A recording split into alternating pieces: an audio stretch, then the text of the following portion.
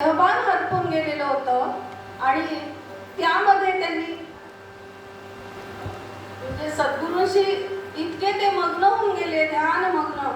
आणि सद्गुरू त्यांना म्हणाले, ब्रह्मचैतन्य महाराज म्हणाले, गोंदवलेला येऊन भेट. आणि मग त्यांनी गोंदवलेला अनुग्रह घेतलेला आहे. सद्गुरू प्राप्ती कठीण काळ असून सुद्धा, जसं आपण ध्रुव बाळाच्या गोष्टी बघितल्या, प्रल्हादाच्या गोष्टी बघितल्या, कठीण काळामध्ये त्यांना त्यांच्या सद्गुरूंनी कसं तारले, तसंच ही अचंब्याची गोष्ट आहे नाही का. आणि आता पुढची आख्यानातला पुढचा कथा दृष्टांत जो आहे तो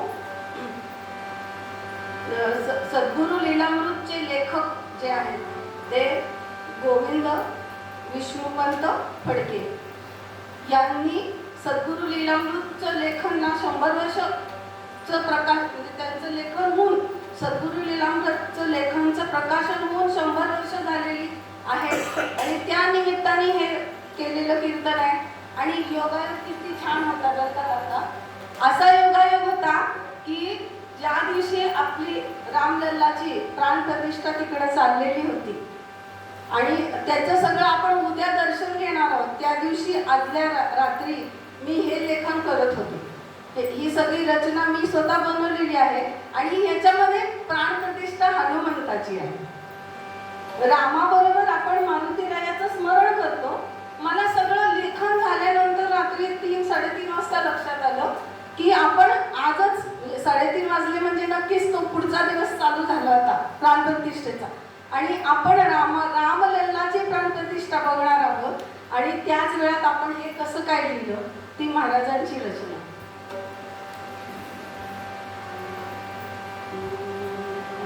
स्वातंत्र्यपूर्व काळात तासगाव सांगली परिसरात फडके घराणे कुळ विष्णुपंतांसी झाला सूत. आता हे फडके घराणे कुठलं, तर इंग्रजांच्या काळामध्ये जी लोकांची राहण्याची अशी अवस्था झालेली होती, त्या काळामध्ये पेशव्यांचे सरदार पटवर्धन यांच्या आश्रयाच्या अधिपत्याखाली जी जी कुटुंब स्थिर स्थावर झाली तासगाव सांगलीमध्ये, त्यातलं हे फडके घराणे हे कुटुंब. आणि त्या कुटुंबात जन्म झालाय एका बाळाचा. आणि त्या बाळाचं वारस झालं आणि त्या बाळाचं नाव गोपाळ असं ठेवलं गेलं. परंतु नशीब असं 9 मास वाढविला पंपोर, परंतु सेवान घडली बालपणी चवीवर दली माऊली त्याची. ह्याचं बालवय असतानाच आई गेलेली आहे. आणि त्यानंतर मात्र विधिलिखित असतं कुठून तरी यांना सतत सज्जनांचाच, ह्या बाळाला सतत सज्जनांचा सहवास कसा कसा मिळत गेला याचं तुम्हाला ऐकत समजेल. तर आई गेल्यानंतर त्यांच्या मामीने त्यांना सांभाळलं. तर ती मामी कशी होती, परदेशी पाळला पोरा निस्वार्थ केला थोर, तियेसी वंदिता नयनी नीर लोटे. हे जे काही यातल्या शब्द रचना आहेत ना, ह्या मी पोथीतल्याच घेतलेल्या आहेत. तर ती तशीच्या तशी त्यांनी त्यांच्या आई वडिलांना सुद्धा असं सांगितलं की माझे पाळीते दैवत, म्हणजे सगळ्याशी लीन कसे आहेत, गोत्राचे मूळ जे आहेत त्यांना सुद्धा त्यांनी सांगितलं की यांच्या कृपे मला जन्म झाला, यांच्या कुळात मी आलो. तर तो नरदेव हा भगवंत प्राप्तीसाठी मला, आणि त्याचंही कोण आहे, आत्री ऋषी आहे. तर आत्री ऋषींचा पुत्र दत्त आणि तो भगवंत आहे आणि त्या दत्तांच्या कृपेने मला हा भगवंत प्राप्तीचा योग आलाय असं त्यांनी पोथीमध्ये लिहिले. म्हणजे प्रामाणिक कुठपर्यंत असावं. आपल्याला जेव्हा आता कीर्तन करताना आपण पटकन आठवत नाही, आपण आपल्या गुरूंचं स्मरण करतो तेव्हा जिथं गेलो त्या गुरूंचंही स्मरण झालं पाहिजे. जे आपण रामदास स्वामींनी जे दिलेले श्रोता वक्ता श्रीराम समर्थ ती आठवण आली पाहिजे. तसं त्यांना आपल्याला त्या पोथीमध्ये असं दिसून येतं की गुरूंची कृपा त्यांच्या शब्दावर किती आहे. आणि आता या मामीने त्यांना लहानपणी सांभाळलेलं आहे आणि त्या काळात स्वातंत्र्यपूर्व काळ आहे, आपल्याला माहिती आहे, तेव्हा देवीची साथ आलेली होती आणि ती इतकी भडकलेली साथ होती, लोक बेजार झाले, खूप लोक आजारी पडत होते आणि या बाळाला पण ते देवी झाल्या आणि देवीच्या कारणाने त्यांना विकलांग अवस्था अशी आली आणि त्यांना म्हणजे पराधीन जीवन जगावं लागलं थोडे दिवस. त्यातून ते बरे झाले, पण त्याच्यामुळे त्यांचं शिक्षण उशिरा सुरू झालं. शिक्षण चालू आहे, त्या शिक्षणामध्ये त्यांना त्या काळातलं शिक्षण म्हणून ज्योतिष ही शिकायला मिळालं आणि योगाभ्यास. जे जे शिकविले यासी ते ते करी आत्मसात. ज्योतिष शिकला योगाभ्यास ही, परंतु हा असे मन मिळावू प्रेमळ स्वभावात. ज्योतिष आणि योग विद्या ही जी शिकलेली आहे ती पण त्या लहान वयामध्ये, लहान म्हणजे तरी समजणार वय होतं, साधारण 8वी 9वीचं वय असेल. आणि त्या काळामध्ये त्याची अशी वृत्ती होती की जो येईल त्याला मदत करायची, असंच राहत होते. आणि त्यानंतर असा काही काळ झाला की अचानक दवंडी ऐकू आली, बातमी आली.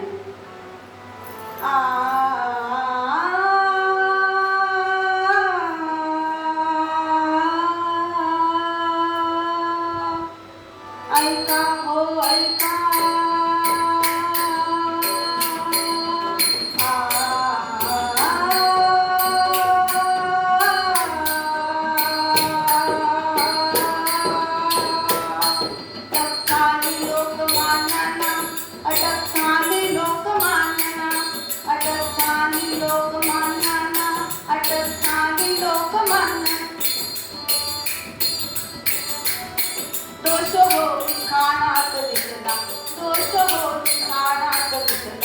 अन्यायाचा कायदा श्रेष्ठ ठरला, अन्यायाचा कायदा श्रेष्ठ ठरला.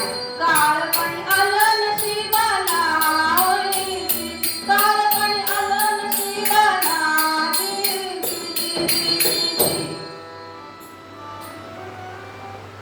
त्या काळामध्ये अशी स्थिती होती की लोक खूपच घाबरून होते. इंग्रजांचा जुलूम अति होता आणि रोगाची साथही आहे.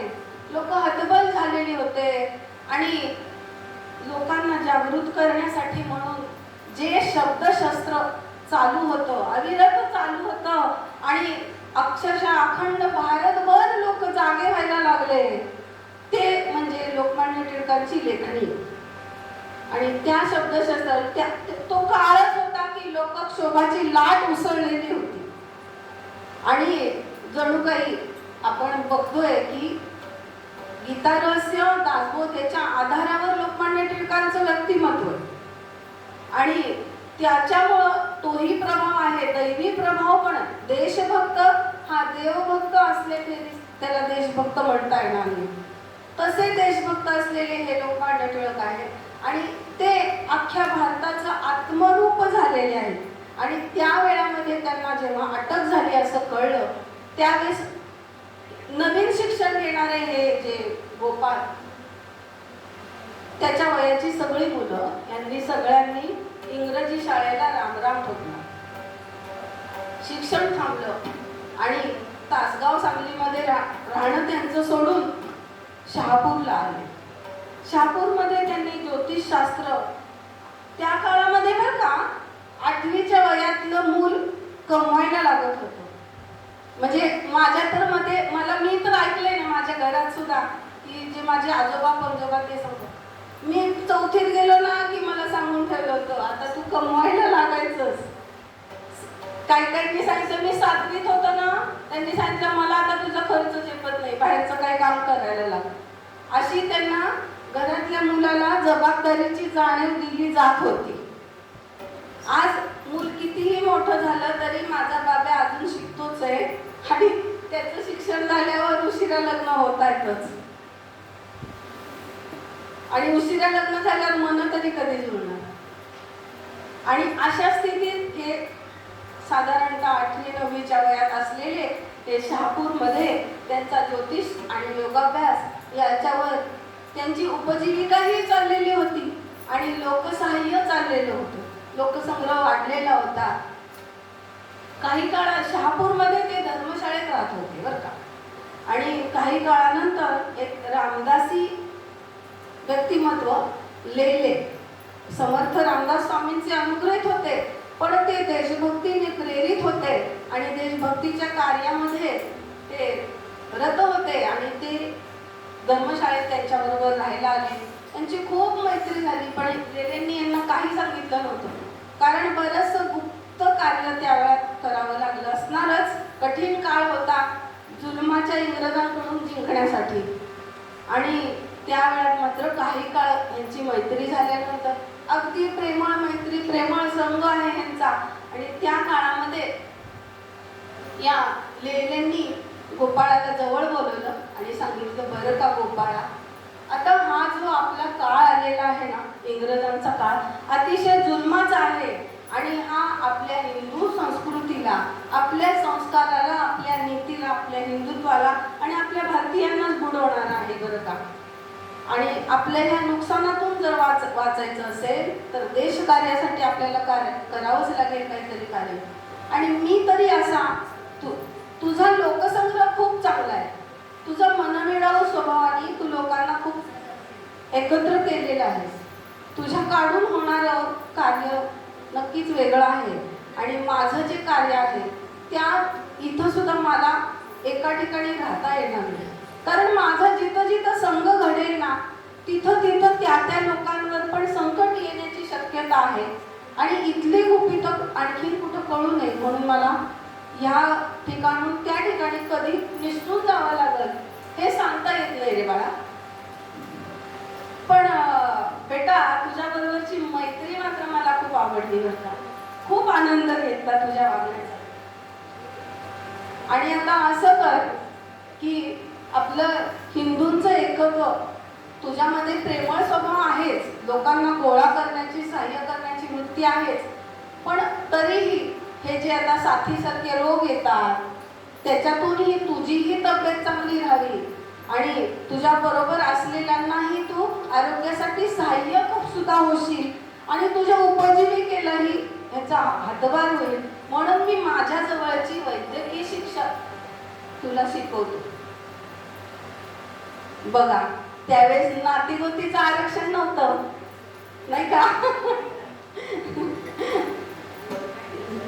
फक्त नात्यालाच, फक्त भावकीलाच आहे, आमचा समाज आहे असं नव्हतं. जे आहे कोणीही भेटू दे त्याला सहाय्य करायचं अशी वृत्ती त्या काळातली होती. आणि त्यानुसार गोपाळाला आता वैद्यकीचं शिक्षणही मिळालं.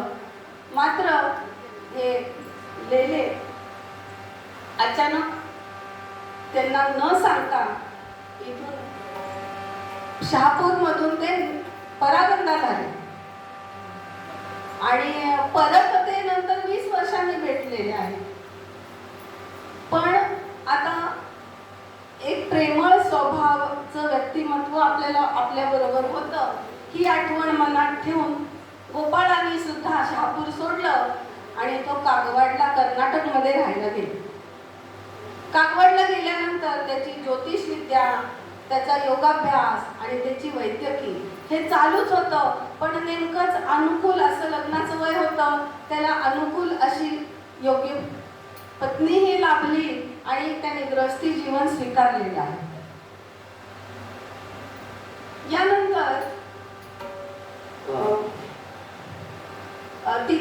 त्या कागवाडमध्ये गणूबुवा कागवाडकर या सज्जन ग्रस्तांची, आणि तेही रामदासी होते बरं का, आणि त्यांचा अनुग्रह ब्रह्मचैतन्य महाराज गोंदवलेकर यांचा होता. आणि त्यांची खूप भक्ती महाराजांवर जडलेली होती, खूप विश्वास होता. ते नेहमी गोंदवलेला जाऊन खेटे घालून महाराजांचं दर्शन घेऊन, रामाचं दर्शन घेऊन यायचे आणि काही ना काही या गोपाळाला सांगत राहायचे महाराजांची महती. आणि या गणूबुवांचं बरं का रामाचं मंदिर होतं, आणि त्या रामाच्या मंदिरासमोर मारुतीराया होते. आणि एक दिवस अचानक असं झालं की ते मारुतीराया भंग पावले. ते भंग पावल्यावर गणूबुवा चिंतित झाले. त्यांना कळलं आपण कोणतीही मूर्ती जर भंगली तर आपल्याला कळतं की इथं काहीतरी अपशकुन आहे. आणि गणूबुवा गोंदवल्यात जाऊन महाराजांना भेटू लागले, आणि एक त्यांना सूक्ष्मसा अहंकार मनात आला होता की मी अनुग्रह घेतलाय आणि मी जे सांगल तसं महाराज माझ्याकडे येतील आणि मारुतीरायाची प्राणप्रतिष्ठा होईल. तशी परिस्थिती होती. त्यामुळे त्यांनी मंदिरही सजवलं, पूर्ण सगळीकडे घराघरातून फुलांची तोरणंही लावलेली होती, लोकांना तयार केलं होतं. पण महाराजांकडे गेलं की महाराज म्हणायचे हा मी उद्या येतो, आणि दुसऱ्या दिवशी हे तिकडं पोहोचल्यावर महाराज काही तिथं आलेलेच नाही. परत तसंच होतं. मग शेवटी त्यांच्या लक्षात येतं काहीतरी माझ्याकडून चूक झालेली आहे, आणि म्हणून त्यांनी उपासाला सुरुवात केली. आणि तसेच उपाशी ते गोंदवल्यात जायचे. गोंदवल्यात सुद्धा काही प्रसाद खायचे नाही. शेवटी महाराज त्यांना जवळ महाराजांनी बोलवलं आणि सांगितलं, गणूबुवा असे देहाचे हाल करणं बरं नाही बरं का, मी येतो दशमीला तुमच्याकडे असं सांगितलं. आणि परत त्यांना कागवाडला पाठवून दिलं. आता महाराज दशमीला येणार हा शब्द दिल्यानंतर परत इकडे तयारी चालू आहे, महाराज काही आलेले नाहीयेत. आणि म्हणजे इतकी वेळ आली की सगळं त्यांनी वाजंत्री वगैरे सगळं, मारुतीची मूर्ती सुद्धा आणून ठेवली होती, आणि महाराज काही यायला तयार नाही. आणि मग यांनी ठरवलं आता आपलं काही चालत नाही, काहीतरी आपण हट्ट केला पाहिजे. जसं मूल आईकडे हट्ट करतं त्याप्रमाणे यांनी हट्ट चालू केला. उपास आणखीनच वाढवला आणि त्यांनी ठरवलं की सोमल विष प्राशन करून जीव द्यायचा. आणि खरंच सद्गुरूंना अंतरातलं किती कळतं बघा. हे इकडं कागवाडमध्ये आहे, महाराज गोंदवल्यात आहेत, आणि महाराजांच्या लक्षात आलं की काहीतरी गडबड आहे.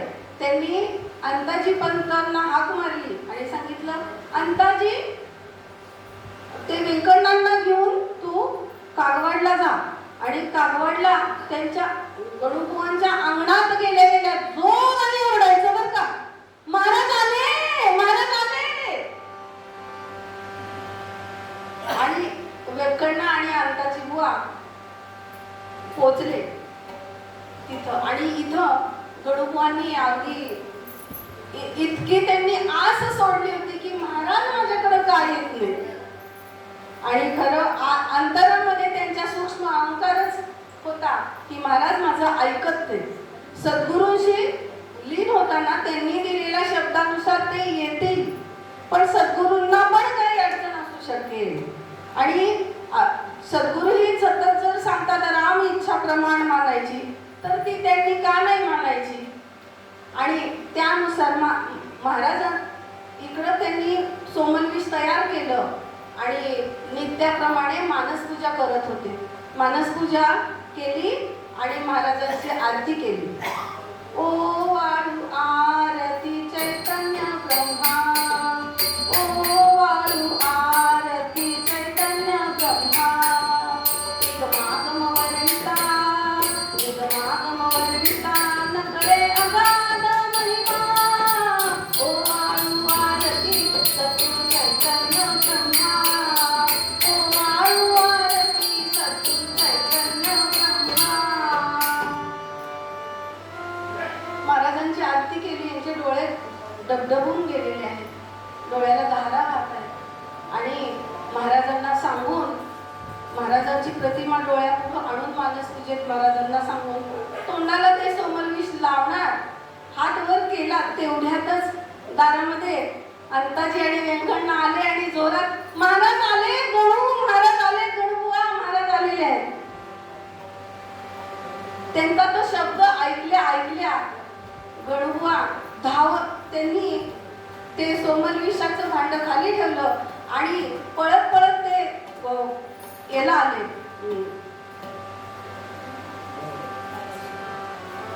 थोडस 5-7 मिनिटं लागणार आहे. ते पळत आले आणि त्यांनी अंताजी पंतांना घट्ट मिठी मारली आणि मनसोक्त रडून घेतलं आणि आज महाराजांनी माझं अंतःकरण जाणून माझा प्राण वाचवले.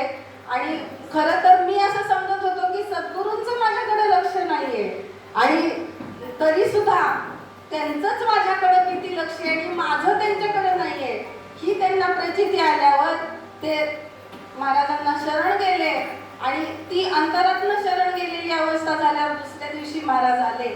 मारुतीरायाच्या प्राण प्रतिष्ठेची तयारी सगळी जयलत तयारीच होती आणि त्या काळामध्ये एक गोपाळबुवा यांना पद रचना चांगली करायची म्हणून गणुबुवांनी सांगून ठेवलं होतं की गोपाळा तू काय कर, पदरचना एक छान कर, माझ्या महाराजांचं वर्णन सांगतो त्यानुसार तू त्यांचं पद तयार कर. आणि त्यांनी वर्णन सांगितलं की महाराजांचा जो जन्म झालेला आहे तर त्यांचे आजोबा कीर्तन करत होते आणि कीर्तनामध्ये नामस्मरणाचा गजर झाला आणि त्या क्षणात नामाचा गजर चालू होता, त्या क्षणात महाराजांचा जन्म झालेला आहे. आणि लगेचच गोपाळांनी पहिलाच श्लोक तयार केला. नमस्कार त्रयोदशी जी आपण म्हणतो नित्य उपासनामध्ये त्याचा पहिला श्लोक त्यांनी केला. जयाचा जनी जन्म नामार्थ झाला, जयाने सदा वासनावात केला, जयाच्या मुखी सर्वदा नाम कीर्ती, नमस्कार त्या ब्रह्मचैतन्य मूर्ती सद्गुरुनाथ महाराज की जय. अशा तऱ्हेने एकामागं एक खूप सुंदर सुंदर पद, छान शब्द असलेले असे या गोपाळाने तयार केले. आणि मात्र गोपाळ सज्जन आहे, भाविक आहे, भक्त आहे, पण एखादा माणूस सद्गुरू असू शकतो. एखाद्या माणसाला आपण नमस्कार केल्यावर तिथून आपल्याला रामनाम ऐकू येऊ शकतं किंवा एखाद्या माणसाच्या छातीला कान लावला तर रामनाम ऐकू शकतो. असा कोणी माणूस असू शकत नाही असं त्याचं ते तरुण वय बोलत होतं. आणि त्यामुळं त्यांना महाराजांच्या चरणी नतमस्तक व्हावं अशी इच्छा झाली नाही, परंतु पद मात्र खूप सुरेख बनवलेली होती. आणि झालं आता मारुतीरायाची प्राणप्रतिष्ठा होणार आहे, महाराजांचं स्वागत झालं. जय जय रघुवीर समर्थ. महाराज वेशीवरून आत येतात, सगळ्यांनी फुलं उधळलेली आहेत. महाराज चालत चालत यायला लागलेले आहेत पुढं. त्यांच्या बरोबर गणुबुवा पण आहेत. गणुबुवांना काय आनंद, त्यांच्या हृदयातलं गगनात मावत नव्हता. महाराजांना कुठं ठेवू आणि कुठं नको. गणुबुवा महाराजांच्या सतत बरोबर राहत होते. गणुबुवांच्या शेजारी मारुतीराया आणि त्याच्या शेजारी महाराज अशी मिरवणूक चाललेली आहे. श्रीराम जय राम जय जय राम, श्रीराम जय राम जय जय राम, श्रीराम जय राम जय जय राम, श्रीराम जय राम जय जय राम, श्रीराम जय राम जय जय राम, श्रीराम जय राम जय जय राम. सगळ्यांनी मिरवणुकीमध्ये भाग घेतला होता, परंतु गोपाळ काही त्याच्या घरातून गेला नाही. तो म्हणला ठीक आहे, या माणसाकडे जाणार नाही. 10 वेळा घेते खासदार गणुबुवा आणि सद्गुरू म्हणतात, पण त्यांनी किती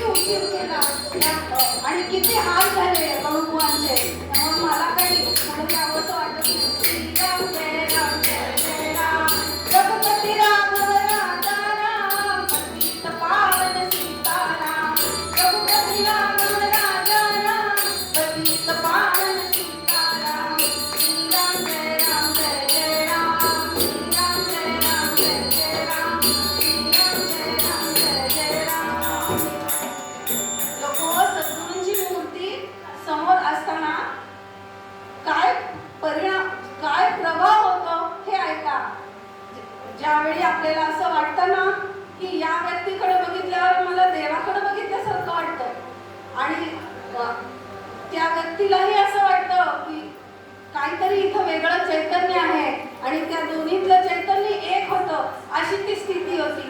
गोपाळांच्या दारापुढं महाराज मिरवणुकीतनं आलेले आहेत. श्रीराम जय राम जय जय राम, श्रीराम जय राम जय जय राम, श्रीराम जय राम जय जय राम.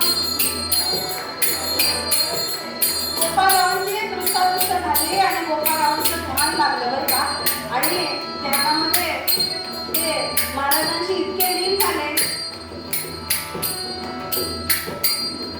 नमो सद्गुरु, नमो सद्गुरु, नमो सद्गुरु, नमो नमः.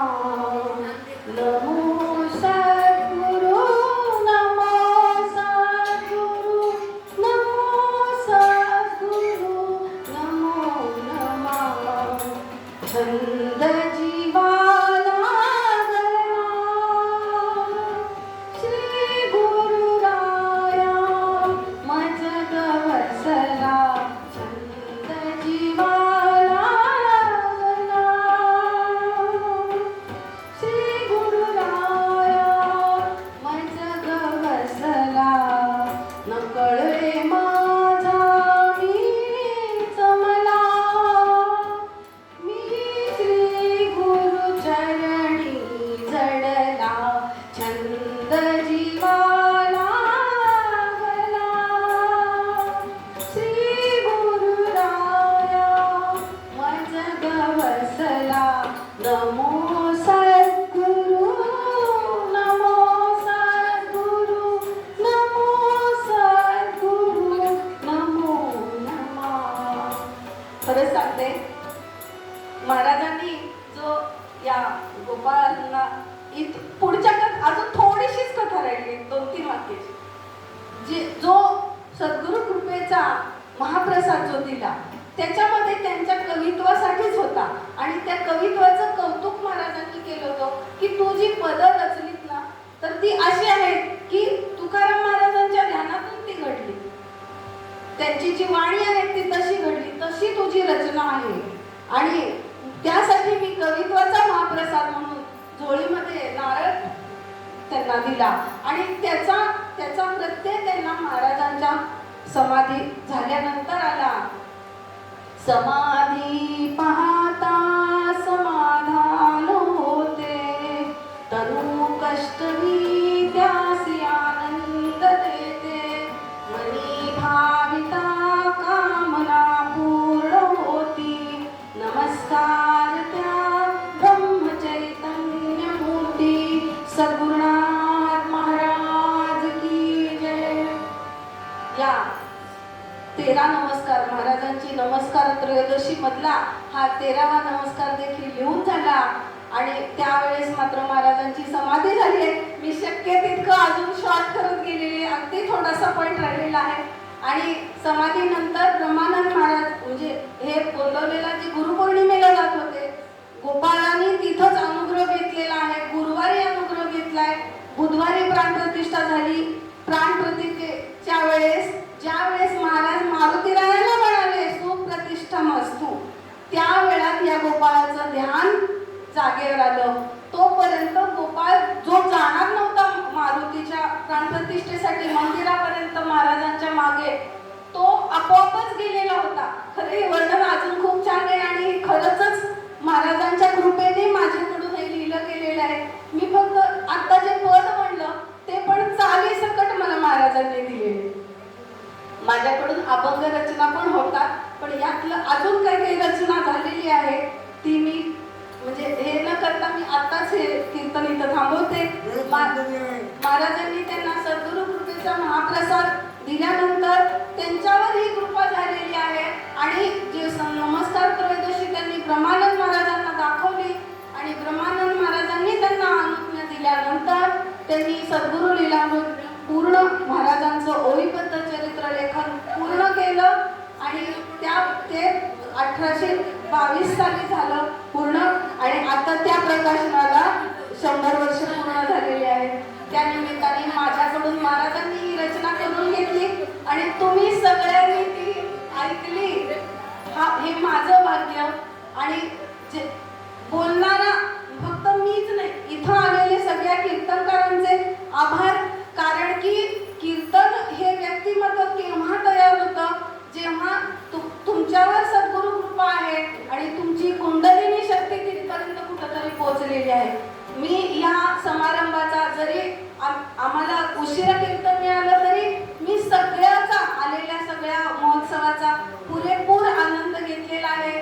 थँक्यू अमिताई आणि दादा, आमच्यासाठी खूप छान नेता बैरवी म्हणते.